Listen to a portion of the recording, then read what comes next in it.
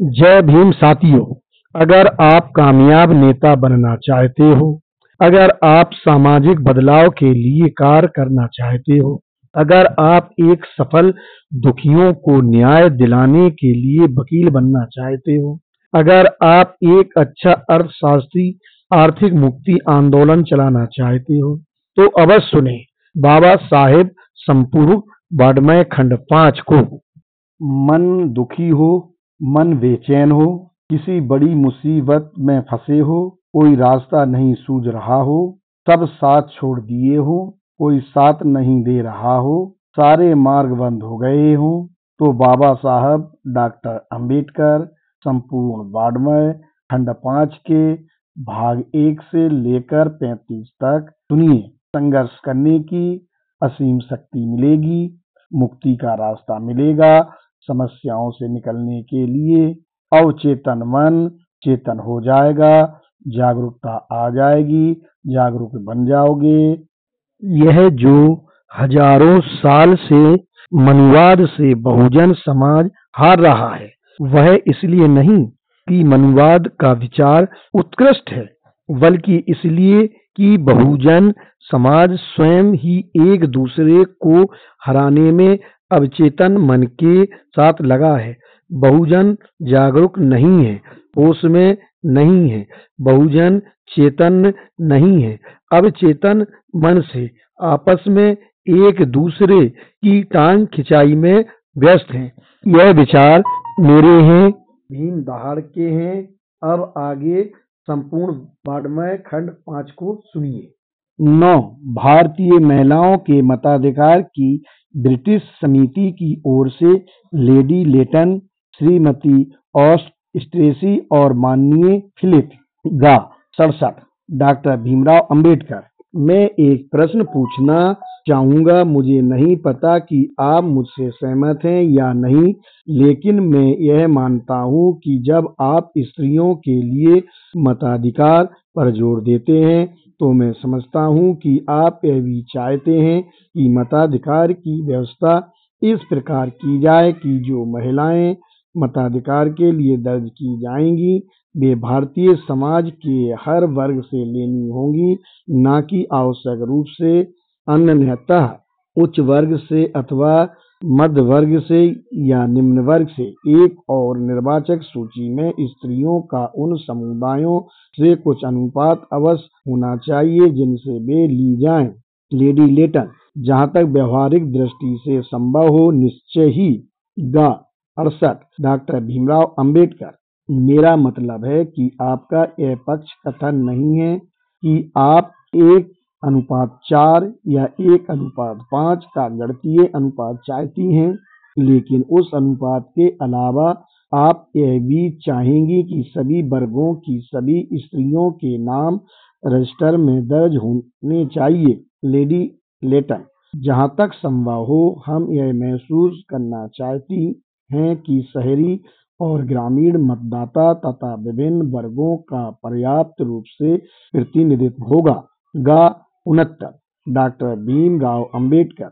मैं यह मानता हूं कि आप इससे भी सहमत होंगे कि यदि शैक्षिक योग्यता अथवा संपत्ति की उच्च योग्यता निर्धारित की गई, तो उसका परिणाम यह होगा कि निर्वाचक सूची में भारतीय समाज के एक ही वर्ग से स्त्रियां आएंगी। लेडी लेटन, ऐसा ही है। मैं साथ में यह भी कहूंगी कि यदि प्रशासनिक दृष्टि से यह संभव हो, तो हमें इस बात का स्वागत करना चाहिए, और अपने ज्ञापन में हमने इस बात पर जोर भी दिया है कि कम संपत्ति की योग्यता वाली पत्नियों को भी मताधिकार दिया जाना चाहिए, न कि केवल अधिक संपत्ति की योग्यता वाली पत्नियों को ही। गा 70 डॉक्टर भीमराव अंबेडकर। मैं जो बात कहने को आतुर हूँ वह यह है कि क्या आप उस मुद्दे को महत्व देते हैं जो मैंने आपके सामने रखा है, अर्थात पूरी जनसंख्या में स्त्रियों की जनसंख्या का ठीक ठीक अनुपात में वितरण, अथवा क्या आप महिला मतदाता के प्रतिकूल पुरुष मतदाता के अनुपात को ही महत्व देती हैं।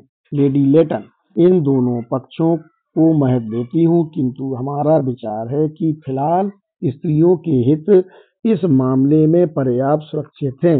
यदि आप दूसरी स्त्रियों का प्रतिनिधित्व करने के लिए, अर्थात उन स्त्रियों का जिन्हें मताधिकार प्राप्त नहीं है, सभी जिलों में बहुत बड़ी संख्या में स्त्रियों को मताधिकार देते हैं, तो हम चाहेंगे कि वह यथासंभव कम हो, और यदि उसे किसी स्थान पर निश्चित कर दिया जाता है, तो हम चाहेंगे कि इसे जितना जल्दी संभव हो वहां से हटाया जाए। हम स्वयं निश्चय ही यह चाहती हैं कि इसे यथासंभव कम रखा जाए। यदि व्यवहारिक दृष्टि से संभव है तो हम वयस्क मताधिकार की मांग करने के लिए तैयार रहेंगी, लेकिन हम यह जानती हैं कि प्रशासनिक दृष्टि से ऐसा संभव नहीं है। गा 71 डॉक्टर भीमराव अंबेडकर। क्या मैं इसी मुद्दे के बारे में कुछ भिन्न ढंग से पूछ सकता हूँ? निसंदेह सभी स्त्रियां समाज कल्याण के मामलों में रुचि रखती हैं, यह बिल्कुल सच है। स्त्रियों का दृष्टिकोण पूरी तरह एक सा हो सकता है, किंतु आप यह भी महसूस करेंगी कि समाज कल्याण की योजनाओं के लिए बहुत धन चाहिए। यदि उन्हें पूर्णतः क्रियान्वित करना है तो उसके लिए कर लगाने होंगे। लेडी लेटन। हाँ, मैं पूरी तरह समझती हूँ कि ऐसा करना होगा। गा 72 डॉक्टर भीमराव अंबेडकर। और हो सकता है इस बारे में सभी स्त्रियों का दृष्टिकोण एक सा न हो, संभव है जिस वर्ग से वे आई हैं उनके आधार पर वे बढ़ जाएं। लेडी लेटन। हाँ, मैं आपको इसके दो उत्तर दे सकती हूँ। सबसे पहले शिक्षा का दृष्टिकोण लीजिए। यदि आपके पास शिक्षा के लिए कुछ धन आवंटित करने के लिए है, तो हर वर्ग की स्त्रियां इस बात पर सहमत होंगी कि वह राशि स्त्री पुरुष दोनों पर बराबर खर्च की जाए। जबकि यदि स्त्रियां ना मिलें जो काफी भार सहन कर सके, तो आप लड़कियों की अपेक्षा लड़कों पर ज्यादा खर्च करेंगे। पहले तो यह भी एक ऐसी बात है जिसे देखना होगा। साथ ही मैं यह भी कहूंगी कि सभी वर्गों की महिलाएं जो कल्याण में कुछ भी सक्रिय रुचि ले रही हैं, इस बात पर जोर दे रही हैं कि शिक्षा पर अधिक अनुपात में धन खर्च किया जाए। मैं समझती हूँ कि आप इस समय इस आधार पर अधिसंख्य वर्गों की महिलाओं पर सुनिश्चित रूप से विश्वास कर सकते हैं, लेकिन यदि मताधिकार ज्यादा से ज्यादा निकट लाया जाए तो मुझे खुशी होगी, और इसलिए मैं साक्षरता की योग्यता को खास महत्व देती हूँ। और ऐसी कोई भी स्त्री जो इतनी समझदार है कि इस भार को वहन करने का महत्व समझती है, उचित समय के भीतर अपने आप को साक्षर बना सकती है। और यदि आप साक्षरता की योग्यता रखेंगे और स्त्रियों का कोई भी वर्ग यह महसूस करता है कि स्त्रियों का वह वर्ग जिसे मताधिकार प्राप्त हो सकता है, मतों का अधिकार नहीं ले रहा, जो कि उनके हाथ में एक हथियार है। और इसी कारण मैं हमेशा साक्षरता की प्रबल समर्थक रही हूँ, और यही कारण है कि भारत की सभी संगठित महिलाएं भी साक्षरता के पक्ष में हैं।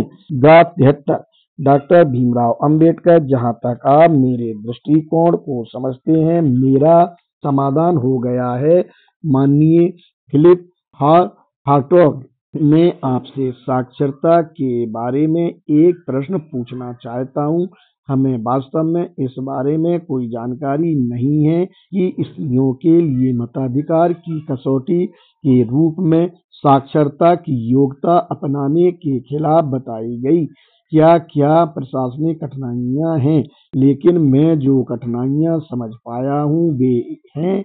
सबसे पहले यह सुझाव दिया गया है कि ऐसे कोई प्रमाण पत्र उपलब्ध नहीं है जो रजिस्ट्रीकरण अधिकारी का सहसा ही यह समाधान करा देने में समर्थ हो कि अमुक स्त्री साक्षरता के अपेक्षित वर्ग के अंतर्गत आती है। और इसलिए तत्काल नामावली में उसका नाम दर्ज किए जाएं।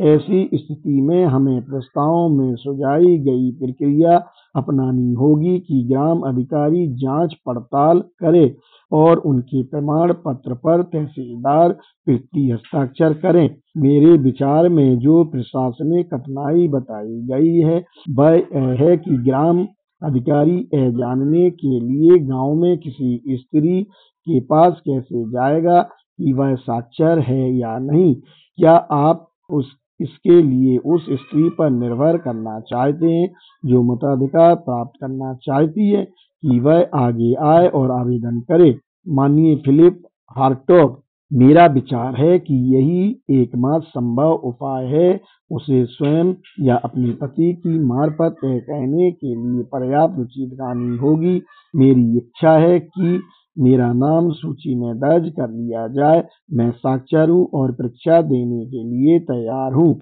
गा 74 श्री बटलर, यह आवेदन से कैसे भिन्न है? लेडी लेटन, मैं नहीं समझती कि हमने अपने ज्ञापन में साक्षरता के मुद्दे पर आवेदन पर कोई आपत्ति की है। हमें कोई आपत्ति नहीं है। हमारा विचार है कि जो लोग किसी भी ऐसी शैक्षिक योग्यता के लिहाज से साक्षर माने जाते हैं जो स्वीकृत है, स्वतः मतदाता सूची में दर्ज कर लिए जाने चाहिए। इसके अलावा आवेदन किया जाना चाहिए। गा 75 डॉक्टर भीमराव अंबेडकर, इस प्रकार वास्तव में घरों में की जाने वाली जांच पड़ताल के आधार पर की जाने वाली आपत्ति नहीं उठ पाएगी। घरों में जांच पड़ताल करना आपत्तिजनक हो सकता है। माननीय फिलिप हार्टोग, मैं यह कहना चाहूंगा कि मुझे सीधे उस मुद्दे के संबंध में भारत मंत्री के दोनों उत्तरों के प्रति निर्देश करना समुचित मुद्दा प्रतीत होता है जो डॉक्टर अंबेडकर ने उठाया है।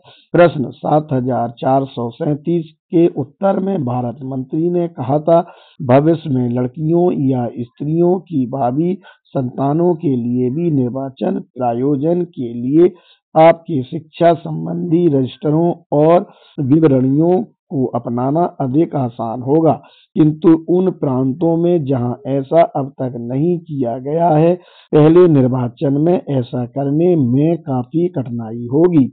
अब मैं यह बताना चाहूंगा कि आप इसे भारत मंत्री के प्रश्न 817 पर 7214 के दूसरे उत्तर के साथ पढ़ें, जिसमें उन्होंने कहा है 10 वर्ष तक कोई परिवर्तन नहीं होगा।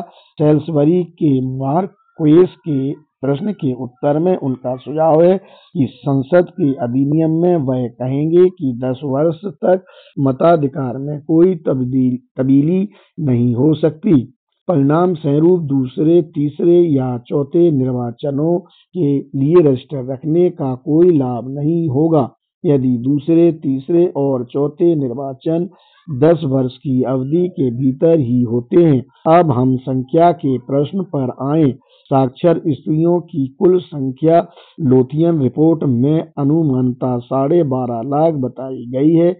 रिपोर्ट के प्रश्न 86 पर हैं, उनमें से 3,45,000 मद्रास में हैं, जिनके बारे में कोई कठिनाई नहीं है। इसके बाद शेष भारत के लिए अपेक्षाकृत संख्या कम रह जाती है और वह है 8,75,000। अब यदि यह संभव है कि 3,45,000 मद्रासी स्त्रियों को निर्वाचन की मतदाता सूची में रखा जाए और किसी न किसी समय जरूर करना होगा, तो यह संभव क्यों नहीं है कि 8,75,000 स्त्रियां शेष भारत के लिए मतदाता सूची में रखी जाएं। 10 अखिल भारतीय महिला सम्मेलन तथा 2 अन्य महिला संघों की ओर से राजकुमारी अमृत कौर और श्रीमती हामिद अली। गा 334 डॉक्टर भीमराव अंबेडकर, क्या आपका कहना है कि मुसलमान घरों के बारे में कोई कठिनाई नहीं होगी? श्रीमती हामिद अली, मुसलमानों को अपनी पत्नी का नाम लेने में कभी कोई ऐतराज नहीं होता। जैसा कि माननीय हरि सिंह गौर ने कहा है, कुछ नजाकत की भावना होती है, लेकिन कई मुसलमानों में अपनी पत्नियों का नाम लेने में कोई कठिनाई महसूस करने की बात कभी भी सामने नहीं आई। यह सच है कि स्त्रियां अपने पति का नाम बार बार नहीं लेती, लेकिन कभी कभार तो लेती ही हैं। राजकुमारी अमृत कौर: लेकिन हिंदू घरों में पति पत्नी का नाम लिए जाने पर आपत्ति कर सकता है। गा 342 डॉक्टर भीमराव अंबेडकर: मेरे विचार में माननीय हरि सिंह गौड़ द्वारा उठाए गए प्रश्न का मुद्दा यह नहीं था कि क्या हिंदू पति अथवा मुसलमान पति की ओर से उसकी पत्नी का नाम लेने पर कोई मानसिक आपत्ति है। मेरे विचार में मुद्दा यह था कि दोनों में से कौन या कोई एक उस प्रकार की जांच पर आपत्ति करेगा जो एक रजिस्ट्रीकरण अधिकारी को करनी होगी। राजकुमारी अमृत कौर: मैं नहीं समझती कि राष्ट्रीयकरण अधिकारी को किस प्रकार की जांच करनी होगी। डॉक्टर भीमराव अंबेडकर: वह इस प्रकार होगी, क्या आपकी पत्नी है, और यदि आपकी पत्नी है तो उसका नाम क्या है। माननीय हरि सिंह गौड़: और आपकी कितनी पत्नियां हैं। डॉक्टर भीमराव अंबेडकर: मुद्दा यह है कि राष्ट्रीयकरण अधिकारी जो जांच करेगा उस पर आपत्ति कौन करेगा। मार्क्वेस ऑफ लोथियन: क्या वह 21 से ऊपर है। डॉक्टर भीमराव अंबेडकर: इसी प्रकार का प्रश्न है। गा 343 अध्यक्ष: अब साक्षी बीच में उत्तर देने का भी ध्यान रखें। यदि आपके कोई विचार हैं तो आप डॉक्टर अंबेडकर के सुझाव का उत्तर दें। राजकुमारी अमृत कौर: हाँ, मैं केवल यह कह सकती हूँ कि इस प्रकार के प्रश्न पर किसी को भी कोई आपत्ति मेरे विचार में नहीं होगी। ऐसी मानसिकता मेरी समझ में नहीं आती जिसमें इस प्रकार का सवाल किया जाए। यह मुझे पूरी तरह दुर्बोध प्रतीत होता है। गा 344 अध्यक्ष: क्या आप इस उत्तर से सहमत हैं। श्रीमती हामिद अली: क्या आप यह मानती हैं कि कोई कठिनाई नहीं होगी। श्रीमती हामिद अली: मेरे विचार में यह इस बात पर निर्भर करेगा कि इस प्रकार का सवाल किस ढंग से और किस लहजे में पूछा जाता है। आमतौर पर यदि इस प्रकार का सवाल सद्भावपूर्वक और बिना किसी दुराशय से पूछा जाता है तो कोई भी बुरा नहीं मानेगा। गा 346 डॉक्टर भीमराव अंबेडकर: मैं श्रीमती हामिद अली से एक और सवाल पूछना चाहता हूँ। आप बम्बई की हैं। आप जानती हैं कि कुछ ऐसे अलग वार्ड हैं जहाँ सारे क्वार्टर मुसलमानों के हैं। अपने अनुभव से क्या वास्तव में आप सोचती हैं कि निर्वाचन अधिकारी के लिए इन वार्डों में घुसकर जांच पड़ताल करना संभव है। श्रीमती हामिद अली: जहाँ तक बम्बई का संबंध है, हाँ, मैं नहीं समझती कि बम्बई में कोई आपत्ति करेगा, क्योंकि बम्बई में प्रायः नगर पालिका के चुनाव होते रहते हैं और वहाँ लोग इस तरह की बातों के अभ्यस्त हैं। गा 352 डॉक्टर भीमराव अंबेडकर: संघीय विधानमंडल में स्त्रियों के प्रतिनिधित्व के बारे में अनुपूरक वक्तव्य संख्या 56 में क्या कहा गया है। मैं ठीक से नहीं समझ पाया। उसमें कहा गया है, हमने बराबर कहा है कि हम नहीं चाहते कि हमारे एकीकृत वर्गों में सांप्रदायिकता की बुराई प्रवेश करे। आप देखेंगे कि श्वेत पत्र का वह प्रस्ताव जहाँ तक निचले सदन में स्त्रियों के प्रतिनिधित्व का संबंध है, सांप्रदायिक निर्वाचक मंडलों द्वारा नहीं बल्कि एकल संक्रमणीय प्रणाली अथवा साधारण निर्वाचक मंडल द्वारा निर्वाचन करने का है। राजकुमारी अमृत कौर: हाँ। गा 353 डॉक्टर भीमराव अंबेडकर: इस दृष्टिकोण से मुझे यह सोच लेना चाहिए था कि सांप्रदायिक निर्वाचक मंडल होने के आधार पर इस पर आपत्ति नहीं की जा सकती। राजकुमारी अमृत कौर: पहली बार मैं तो संघीय विधानमंडल के निचले सदन में स्त्रियों के लिए स्थान निश्चित रूप से सांप्रदायिक आधार पर आरक्षित होंगे। इस मुद्दे पर हमारे पास भारत मंत्री की स्पष्ट उक्ति है, जो उन्होंने परसों या 3 दिन पहले अपने साक्ष्य में व्यक्त की थी। संघीय विधानमंडल के निचले सदन में वे आरक्षित स्थान जिनका निर्वाचन की अप्रत्यक्ष प्रणाली में उल्लेख है, निश्चित रूप से सांप्रदायिक आधार पर होंगे। गा 354 श्री M.R. जयकर, आपकी आपत्ति सांप्रदायिक आधार पर प्रश्नों के आधार पर स्थानों के आरक्षण के बारे में है। राजकुमारी अमृत कौर, हाँ, और उसके अलावा विधानमंडलों द्वारा उन स्थानों के लिए निर्वाचन की अप्रत्यक्ष प्रणाली के बारे में है, जो वर्तमान में प्रस्तावित संविधान के अनुसार सांप्रदायिक आधार पर होगी। कुमारी मेरी पिकफोर्ड, क्या मैं बीच में बोल सकती हूँ? भारत मंत्री की उत्तर में जब उन्होंने यह कहा कि सांप्रदायिक प्रश्न अंतर्गत है, तो वह बंगाल की प्रांतीय परिषद में स्त्रियों के स्थानों की ओर इंगित कर रहे थे। वह विधानमंडल में स्थानों की ओर संकेत नहीं था। गा 355 डॉक्टर भीमराव अंबेडकर, यही मैंने सोचा था। साक्षी, कृपया श्वेत पत्र परिशिष्ट सेकंड के पृष्ठ 89 पर ध्यान दें। मुझे यह सोच लेना चाहिए था कि वह मामला हमेशा हमेशा के लिए तय हो चुका है। आपने भी उसकी ओर संकेत किया है। प्रत्येक प्रांत में जहां किसी को स्थान आवंटित किए जाएं, स्त्रियों के स्थानों के लिए निर्वाचन प्रांतीय विधानमंडलों के सदस्यों द्वारा एकल संक्रमणीय मत के माध्यम से किया जाएगा। राजकुमारी अमृत कौर, हाँ, लेकिन मेरा मुद्दा है, क्या मैं यह जान सकती हूँ कि क्या कुमारी पिकफोर्ड के प्रश्न के उत्तर में भारत मंत्री का संकेत प्रांतीय परिषद के लिए सांप्रदायिक आधार पर आरक्षित स्थानों की ओर था? क्या मैं यह समझूं कि यह सांप्रदायिकता का प्रश्न निचले सदन में स्त्रियों के आरक्षित स्थानों पर लागू नहीं होगा? क्या वे स्थान गैर सांप्रदायिक आधार पर आरक्षित किए जाएंगे?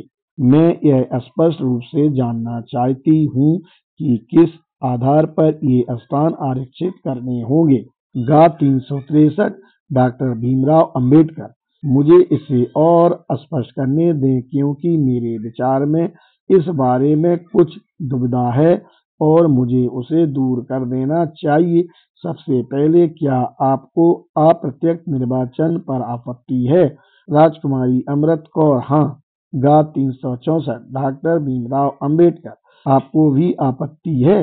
राजकुमारी अमृत कौर, हाँ। गा 365 डॉक्टर भीमराव अंबेडकर, यह एक आपत्ति है। राजकुमारी अमृत कौर, हाँ। गा 366 डॉक्टर भीमराव अंबेडकर, आप नहीं चाहती कि जो महिला प्रतिनिधि संघीय निचले सदन में महिलाओं का प्रतिनिधित्व करे, वे प्रांतीय विधान परिषद से अप्रत्यक्ष निर्वाचन द्वारा निर्वाचित की जाएं? राजकुमारी अमृत कौर, निश्चित रूप से नहीं। गा 367 डॉक्टर भीमराव अंबेडकर, आप चाहती हैं कि कुछ प्रत्यक्ष निर्वाचन क्षेत्र जैसा उपबंध किया जाए? राजकुमारी अमृत कौर, यदि हमारे लिए स्थान सांप्रदायिक आधार पर आरक्षित किए गए तो हम इसके खिलाफ हैं। जहाँ तक हमारा संबंध है, यह प्रश्न पैदा ही नहीं होता, लेकिन हम बेशक चाहेंगी कि स्त्रियां भी चुनकर आएं। गा 368 डॉक्टर भीमराव अंबेडकर, सबसे पहले स्थिति को स्पष्ट करने के लिए मुझे एक प्रश्न पूछने दें। क्या आप चाहती हैं कि निचले सदन में स्त्रियों के लिए भी स्थान आरक्षित किए जाएं? राजकुमारी अमृत कौर, मैं कह चुकी हूँ कि हम आरक्षण किए जाने की सिफारिश करेंगी जब तक कि हमारे संगठनों के जरिए वयस्क मताधिकार प्राप्त नहीं हो जाता है, बशर्ते यह निश्चित रूप से उल्लिखित कर दिया जाए कि महिलाओं के स्थान गैर सांप्रदायिक आधार पर होंगे और संयुक्त निर्वाचक मंडलों के माध्यम से होंगे। इसी शर्त पर हम इसे स्वीकार करेंगी। गा 369 डॉक्टर भीमराव अंबेडकर, मैं 2 बातें अच्छी तरह समझ गया। आप चाहती हैं कि फिलहाल महिलाओं के लिए कुछ स्थान आरक्षित कर दिए जाएं। राजकुमारी अमृत कौर, हम आरक्षण के हमेशा खिलाफ रही हैं। गा 370 डॉक्टर भीमराव अंबेडकर, दूसरी बात जो मैं समझ पाया हूँ, यदि मैं गलत कहूँ तो मुझे बता दें, यह है कि आप अप्रत्यक्ष निर्वाचन की किसी भी पद्धति से संघ के निचले सदन में स्त्रियों के प्रतिनिधित्व के लिए उपबंध नहीं चाहती। यही आपका दूसरा मुद्दा है। राजकुमारी अमृत कौर, जी हाँ। गा 371 डॉक्टर भीमराव अंबेडकर, मैं आपसे यह पूछना चाहता हूँ कि राजकुमारी अमृत कौर, आपका कहना है कि हम आरक्षण चाहती हैं। मैं आपसे कह चुकी हूँ कि हम हमेशा आरक्षण के खिलाफ रही हैं।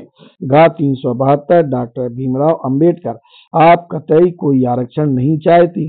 राजकुमारी अमृत कौर, हमने हमेशा यही कहा है कि हम आरक्षण नहीं चाहती, लेकिन मेरा कहना है यदि हम पर आरक्षण जबरदस्ती लादा गया, जैसे अनेक चीजें हमारी इच्छा के खिलाफ ला दी गई हैं, तो वह एकमात्र शर्त जिस पर हम अपने संगठनों को आरक्षण स्वीकार करने की सिफारिश करेंगी, निश्चित रूप से यह होगी कि वे संयुक्त निर्वाचक मंडलों और प्रत्यक्ष निर्वाचन की प्रणाली के माध्यम से होंगे, और यदि स्थान पूरी तरह गैर सांप्रदायिक आधार पर होते हैं तो यह कहना होगा कि हमें अपनी पसंद की महिलाओं को खड़ा करने का अधिकार होगा। गा 373 डॉक्टर भीमराव अंबेडकर, यदि यह विषय आपकी पसंद पर छोड़ दिया जाए तो आप संघ के निचले सदन में इस रूप में स्त्रियों के लिए कोई स्थान निश्चित नहीं करना चाहेंगी। राजकुमारी अमृत कौर, निश्चय ही नहीं। गा 374 डॉक्टर भीमराव अंबेडकर, ऐसा होता है तो क्या आप संयुक्त निर्वाचन मंडल और प्रत्यक्ष निर्वाचन पद्धति के आधार पर ही ऐसा चाहेंगी। राजकुमारी अमृत कौर, हाँ, प्रत्यक्ष निर्वाचन और गैर सांप्रदायिक आधार पर। गा 375 डॉक्टर भीमराव अंबेडकर, आइए गैर सांप्रदायिक आधार की बात करें। क्या आप चाहती हैं कि एक निर्वाचन क्षेत्र विशेष में प्रत्यक्ष निर्वाचन हेतु केवल महिलाएं हो। राजकुमारी अमृत कौर, नहीं, हम चाहती हैं कि स्त्री पुरुष दोनों हों। गा 376 डॉक्टर भीमराव अंबेडकर, आप चाहती हैं कि यह निर्वाचन क्षेत्र एक प्रकार का मिश्रित निर्वाचन क्षेत्र हो जिसमें स्त्री पुरुष दोनों मतदाता हों। राजकुमारी अमृत कौर, हाँ। गा 377 डॉक्टर भीमराव अंबेडकर, इस प्रतिबंध के साथ कि जो भी प्रत्याशी उस निर्वाचन क्षेत्र से निर्वाचित हो वह महिला हो। राजकुमारी अमृत कौर, हाँ, यदि किसी आरक्षित स्थान के लिए महिला का निर्वाचन होना है तो वहां निश्चित रूप से महिला ही निर्वाचित होगी। गा 378 डॉक्टर भीमराव अंबेडकर, विधानसभाओं के लिए इन प्रत्यक्ष निर्वाचन क्षेत्रों की व्यवस्था कैसे करेंगी। राजकुमारी अमृत कौर, जैसा मैंने कहा, इस पर हमारे पास कोई रचनात्मक प्रस्ताव नहीं है, क्योंकि हम हमेशा आरक्षण के खिलाफ रही हैं। इसे हम समिति के विवेकाधिकार पर छोड़ते हैं, लेकिन यदि हम आरक्षण दिए जाएं तो हम उसे केवल इसी शर्त पर स्वीकार करेंगी कि ऐसे निर्वाचन क्षेत्र बनाना जिससे सर्वाधिक प्रतिनिधित्व हो सके समिति के विवेकाधिकार पर छोड़ दिया जाए।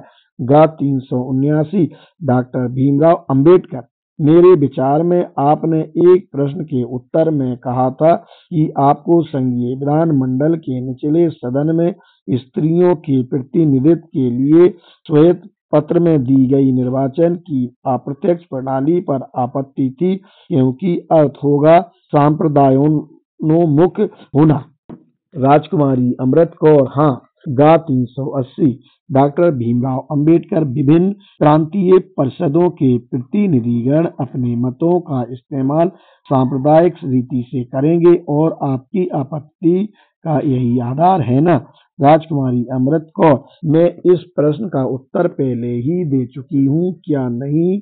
दिया है। गा 381 डॉक्टर भीमराव अंबेडकर। हाँ, मेरा एक और भी सवाल है। इसके अलावा मैं समझता हूँ इस बात को साफ करना चाहता हूँ कि आप श्वेत पत्र में प्रस्तावित अप्रत्यक्ष निर्वाचन पर आपत्ति करती हैं क्योंकि आपका विचार है कि प्रांतीय विधान मंडलों में विभिन्न समुदायों के प्रतिनिधि सांप्रदायिक हो जाएंगे और इसलिए निर्वाचनों में सांप्रदाय प्रविष्ट हो जाएगी।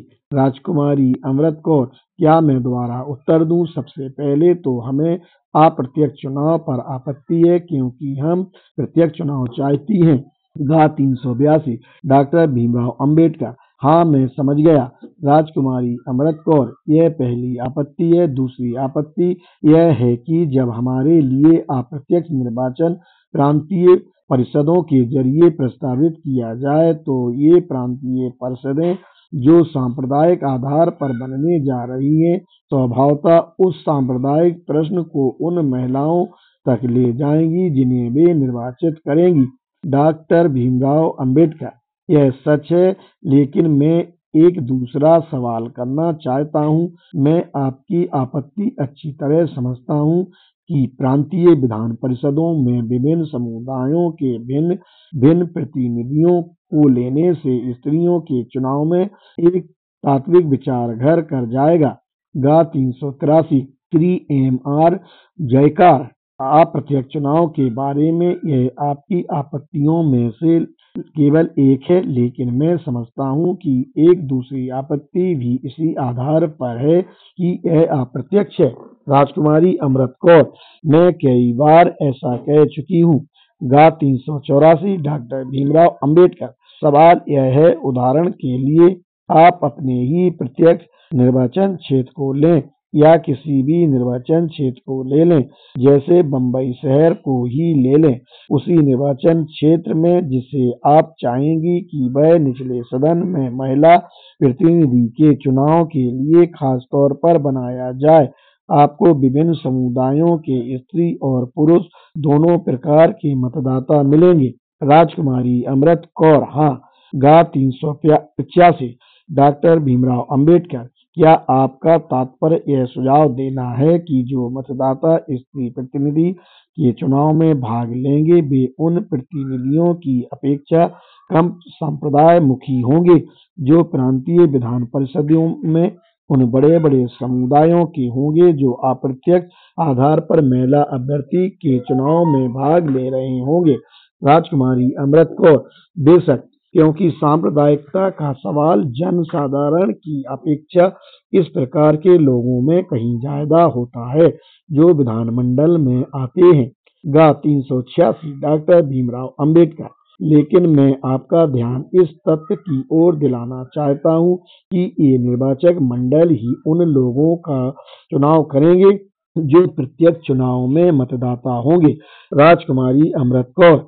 हो सकता है, लेकिन जब सवाल संयुक्त निर्वाचक मंडल का हो और हम संयुक्त निर्वाचक मंडलों के मत प्राप्त करने जा रहे हों तो सांप्रदायिकता का सवाल उतना विद्वान नहीं रहेगा, वह हो भी नहीं सकता जितना एक प्रांतीय परिषद में होता है जो पृथक पृथक निर्वाचक मंडलों द्वारा चुनी गई हो और जहां सांप्रदायिकता का सवाल बना रहता है और पूरी तरह रहना भी चाहिए। गा 387 डॉक्टर भीमराव अंबेडकर। क्या आप समझती हैं कि साधारण निर्वाचक मंडल में भारत में स्त्री पुरुष सांप्रदायिक ढंग से काम नहीं करते?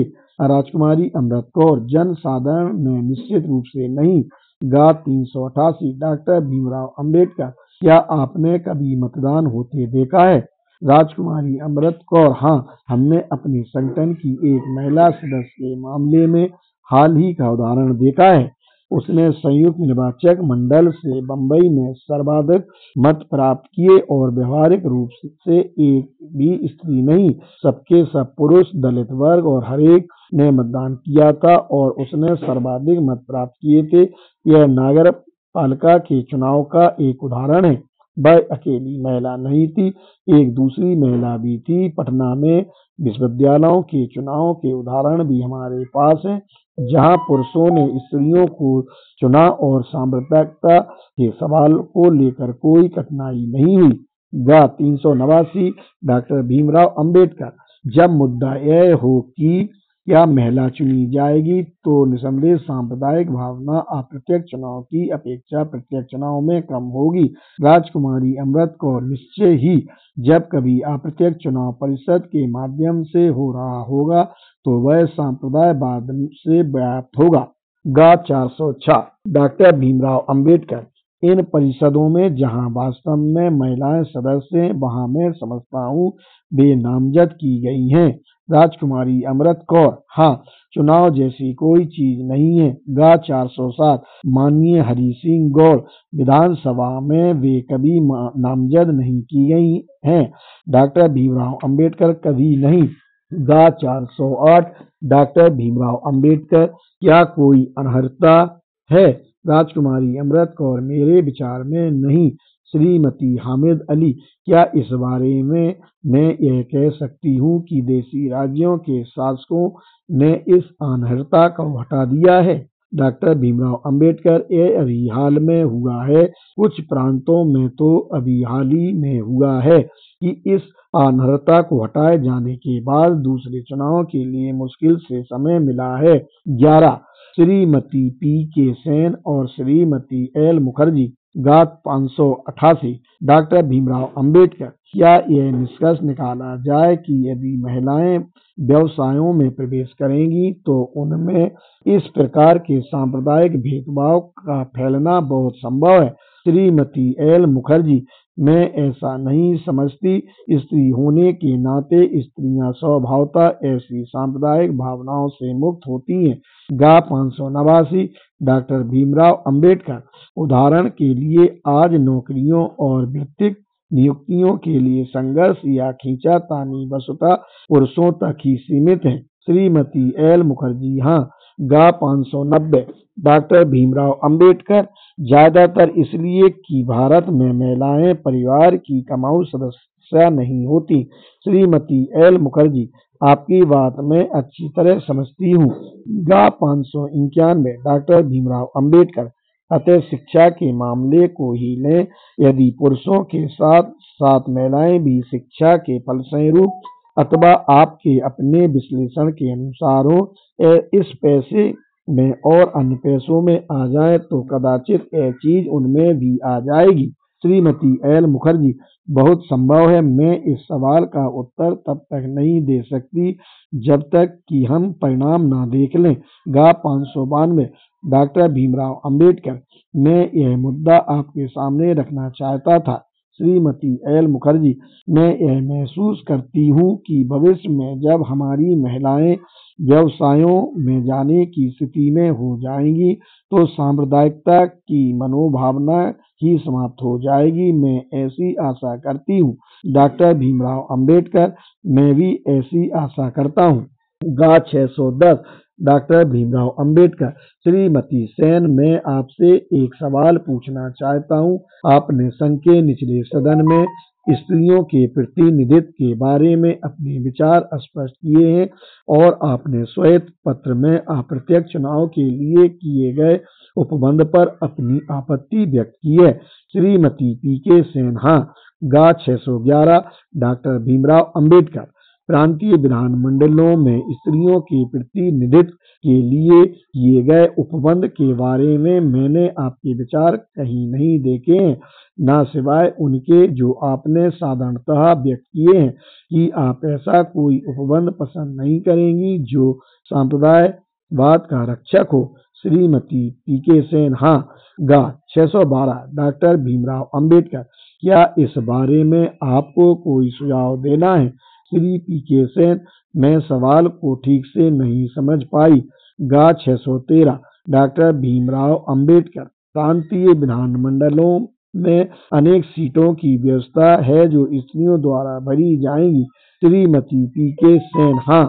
गाथ 614 डॉक्टर भीमराव अंबेडकर। श्वेत पत्र में इस बारे में कोई विस्तृत उपबंध नहीं किए गए हैं कि ये स्थान कैसे भरे जाएंगे। वह है श्वेत पत्र का परिशिष्ट प्रस्तावना साधारण के अंतर्गत मद्रास 152 में से 6 स्त्रियां, मुसलमान 29 जिनके अंतर्गत एक महिला भी है। श्वेत पत्र में अभी तक इतना ही उपबंध है। श्रीमती पी.के. सेन, यदि आप हमें हर प्रांत में 6 स्थान देंगे तो हम इन समुदायों से छुटकारा पाना चाहेंगी। यही ज्यादा बेहतर होगा और हम सबसे योग्य उपलब्ध महिलाओं से इन स्थानों को भरने में समर्थ होने चाहिए। गाथ 615 डॉक्टर भीमराव अंबेडकर। क्या आपके पास कोई दूसरी पद्धति है जिसके द्वारा ये 6 स्थान भरे जा सकेंगे? श्रीमती पी.के. सेन, हाँ, संघीय विधानमंडल के लिए राजधानी शहर है। इस सवाल का जवाब मैं पहले ही दे चुकी हूँ। प्रांतीय विधानसभाओं के लिए भी वही होगा। इनमें बहुत धन खर्च नहीं होगा और सारे प्रांतों में सीटों पर खड़े होने के लिए महिलाएं उपलब्ध होंगी। गाथ 616 डॉक्टर भीमराव अंबेडकर। मद्रास में 6 महिलाओं के सदस्य बनकर आने के लिए आपके पास राजधानी का शहर ही होगा। श्रीमती पी.के. सेन, नहीं, प्रांत की विभिन्न राजधानियों के लिए उनके पृथक पृथक निर्वाचन क्षेत्र होंगे। गा 617 डॉक्टर भीमराव अंबेडकर। मैं जो सवाल पूछना चाहता था वह यह था कि इस बात से आप कहाँ तक सहमत हैं कि विभिन्न समुदायों की सांप्रदायिक भावनाओं का आदर करते हुए क्या आप इस बात के लिए तैयार होंगी कि विधान परिषदों में ऐसी स्त्रियों के लौटने के लिए संयुक्त निर्वाचक मंडल के आधार पर इंतजाम करते समय, जैसे उदाहरण के लिए मुस्लिम औरतों के लिए निश्चित स्थानों के आरक्षण की इजाजत ले ली जाए और कुल संख्या वही रखी जाए? श्रीमती पी.के. सेन, हम सांप्रदायिक आरक्षण के खिलाफ हैं। गा 618 डॉक्टर भीमराव अंबेडकर। 5 हिंदू स्त्रियों को सदन निर्वाचित करने के लिए हिंदू स्त्रियों का एक पृथक निर्वाचन मंडल रखने पर तथा एक मुस्लिम सदस्य के लिए मुस्लिम स्त्रियों का पृथक निर्वाचक मंडल बनाने पर आपकी आपत्ति मैं अच्छी तरह समझता हूँ, लेकिन मैं जानना चाहता हूँ क्या आपको भी एक ऐसी समाज पर ऐतराज है जिसमें हिंदू स्त्रियां और मुस्लिम स्त्रियां एक ही निर्वाचन क्षेत्र में साथ साथ मत देंगी? एक संयुक्त निर्वाचन क्षेत्र जिसमें यह शर्त रखी जाए कि कम से कम एक स्थान मुस्लिम स्त्री के लिए आरक्षित किया जाए। श्रीमती पी.के. सेन, वे सभी मुसलमान महिला को मत देंगे। गा 619 डॉक्टर भीमराव अंबेडकर। मैं जानता हूं कि आप संभवतः इतनी उदार होंगी कि आप और अधिक स्थान दे सकती हैं। क्या आप इस बात को अनुमोदित करने को तैयार होंगी कि कानून द्वारा यह व्यवस्था कर दी जाए कि एक स्थान मुसलमान स्त्री के लिए आरक्षित किया जाए? श्रीमती पी.के. सेन, हाँ, पहले से ही ऐसा है और हमें यह स्वीकार करना होगा। गा 620 डॉक्टर भीमराव अंबेडकर। वह पृथक निर्वाचक मंडल के आधार पर हो सकता है। यह नहीं बताया गया है कि कैसे होगा, इसलिए मैं इस मामले में आपकी राय लेना चाहता था। मद्रास में इन 6 स्थानों को भरे जाने के बारे में विस्तृत उपबंध श्वेत पत्र में दिखाई नहीं पड़ते। श्री पी.के. सेन, स्त्री पुरुषों का एक संयुक्त निर्वाचक मंडल होना चाहिए। गा 621 डॉक्टर भीमराव अंबेडकर। मुझे नहीं पता, कम से कम श्री बटलर इस बात पर प्रकाश डाल सकते हैं कि ये 6 स्थान कैसे भरे जाने हैं। श्रीमती एल. मुखर्जी। और यदि सांप्रदायिक भेदभाव से बचा जा सके तो हम इसे नहीं चाहते। डॉक्टर भीमराव अंबेडकर। मैं आपकी बात अच्छी तरह समझ गया। मैं आपसे पूछ रहा हूँ कि क्या आप इस सीमा तक अपनी आपत्ति को नरम करने के लिए तैयार हैं कि एक स्थान आरक्षित करते हुए आप संयुक्त निर्वाचक मंडल बनाएंगे जिससे कि सांप्रदायिक संतुलन ना बिगड़े? श्री बटलर: मैं समझता हूं कि डॉक्टर भीमराव अंबेडकर इसे बना लेंगे। विशेष समितियों के स्थानों के लिए निर्वाचन क्षेत्रों में प्रस्तुत की जाने वाली निश्चित निर्वाचन मशीनरी अभी भी विचाराधीन है। डॉक्टर भीमराव अंबेडकर: इसलिए मैं यह पूछ रहा था, क्या ये स्थान साधारण निर्वाचन क्षेत्र में स्त्रियों के पृथक निर्वाचन मंडलों द्वारा भरे जाएंगे? यहाँ यह बात स्पष्ट नहीं की गई है। मुझे नहीं पता कि यह कैसे किया जाए, क्योंकि मैंने पृथक शीर्षकों के अंतर्गत आवंटित स्थानों की सारणी में यह पाया है। साधारण के अंतर्गत 6 महिला स्थान, मुसलमान के अंतर्गत 1 स्थान। इससे मेरी यह धारणा बनती है कि आप केवल मुस्लिम स्त्रियों के लिए ही पृथक निर्वाचक मंडल रखेंगे, जिसका परिणाम यह होगा कि पुरुष 28 होंगे और स्त्री 1। मुझे मालूम नहीं, मैं इस मुद्दे पर जानकारी चाहता हूँ। गा 622। अध्यक्ष: मेरा विचार है कि दोपहर बाद का उपयोग साक्षियों से जानकारी प्राप्त करने के लिए करना बेहतर होगा। क्या आप मुद्दे पर वापस आएंगी? श्रीमती पीके सेन: कम से कम यह स्त्रियों का पृथक निर्वाचक मंडल नहीं होगा। गा 623। डॉक्टर भीमराव अंबेडकर: यदि यह आप पर छोड़ दिया जाए तो उन्हें सारे 6 या उससे भी अधिक स्थान दे सकती हैं। श्रीमती पीके सेन: ठीक। गा 624। डॉक्टर भीमराव अंबेडकर: मेरा अभिप्राय है कि आशंका की दृष्टि से हो सकता है एक भी ना हो। श्रीमती पीके सेन: हाँ।